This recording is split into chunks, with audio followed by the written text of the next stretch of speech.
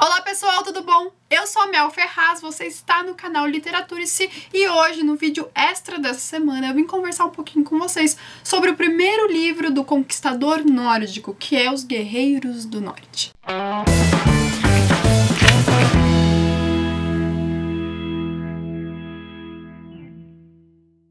O Ricardo Henares, então, um autor nacional contemporâneo, ele entrou em contato comigo.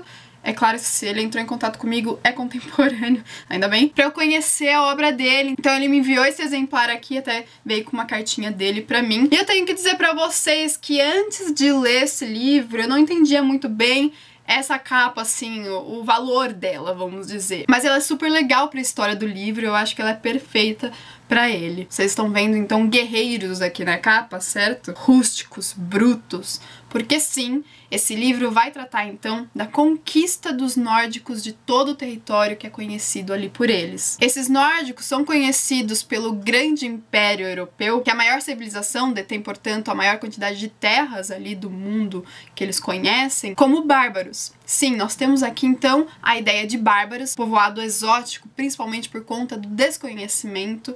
Essa é a definição de bárbaros, vamos dizer. E aqui não é diferente, porém nós temos o líder desses bárbaros, que é o Richardson. E reza a lenda, e ele mesmo confirma essa lenda, de que ele é, então, prometido do deus Ymir. Prometido para quê? Para justamente conquistar todas as terras aí conhecidas. E isso inclui também o Império Europeu, que é vastíssimo e super poderoso também, mas ele vai então marchar com seus soldados, com seus guerreiros bárbaros, fortes, truculentos, para cima dessas outras civilizações, não só do Império Europeu, mas também de outras ali que ficam no entorno. Esse livro aqui, gente, ele é a história de uma conquista, então.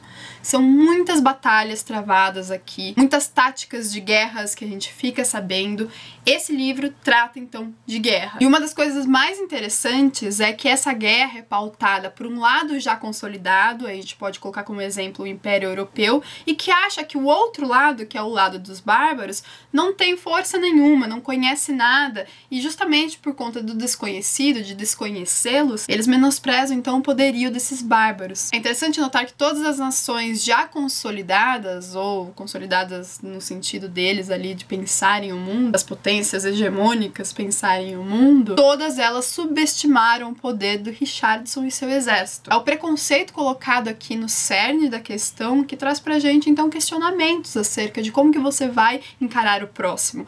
E essa, na verdade, é a conversa que se trava em torno da questão de se chamar alguns povos de bárbaros. Eles só são chamados de bárbaros porque alguém coloca esse nome, em tom pejorativo até. E Richardson, então, vai provar o contrário, sendo ele a promessa, a grande promessa desse deus chamado Ymir ou não. Quando eu peguei esse livro para ler, eu pensei que se tratasse de fantasia também, mas a fantasia aqui é bem pouquinha, quase não aparece, e eu diria que aparece, assim, na medida certa. A gente não sabe realmente qual que é a veracidade da origem dessa fantasia, se ela realmente acontece, ou se é só questão, assim, psicológica. Então eu diria que esse livro, assim, me surpreendeu positivamente nesse sentido. E a grande questão aqui, que é a guerra, eu achei no começo que ela era um pouquinho superficial demais e que com o tempo, com o passar da história, ela foi ficando mais desenvolvida, melhor construída aqui pelo autor. Gostei muito de ver isso. No final eu já tava, nossa, olha, isso aconteceu realmente. Sendo que no começo era algo mais previsível, mas depois, então, no final, já se tornou algo imprevisível. E falando no final, eu gostei bastante dele porque também deu um gancho muito bacana pro próximo livro, um gancho que deixa a gente com muita curiosidade, querendo saber o que acontece. Eu acho que isso é imprescindível para histórias desse tipo e também para histórias que tem aí outros livros, continuações. Nesse sentido aqui, eu achei que, ó, o livro ele parece gordinho, ele tem 350 páginas, não é tanto assim. Eu achei que está perfeito para a quantidade de coisas que o autor teve aqui para tratar e creio que essa história precise sim, vale sim uma continuação. Gostei bastante de acompanhar, então, a saga do conquistador nórdico, né, que é o Richardson. Eu me peguei curiosa para saber o que aconteceria, porque no começo o exército dele não perdia nenhuma batalha, mas depois isso foi mudando de formas assim bem inteligentes e instigantes. Existe um termo no inglês pro cara dos anos 80 que é machão, bruto, sabe? Que é o tough guy.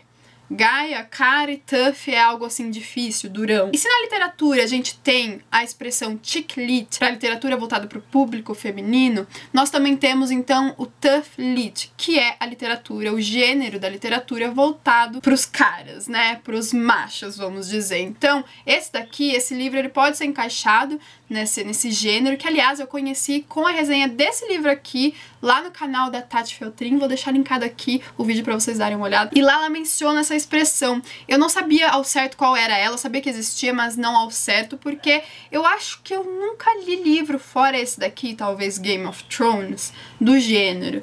Então eu gostei bastante, me surpreendi com isso também. Eu acho que eu gostaria muito de ler outras coisas do gênero, eu vou procurar então conhecer outros livros, outras obras, como é o caso do Bernard Cornwell, muito famoso esse escritor também do gênero. E se você gosta do gênero, se você gosta dessa coisa mais marrenta, mais durona, com certeza você vai gostar desse livro aqui.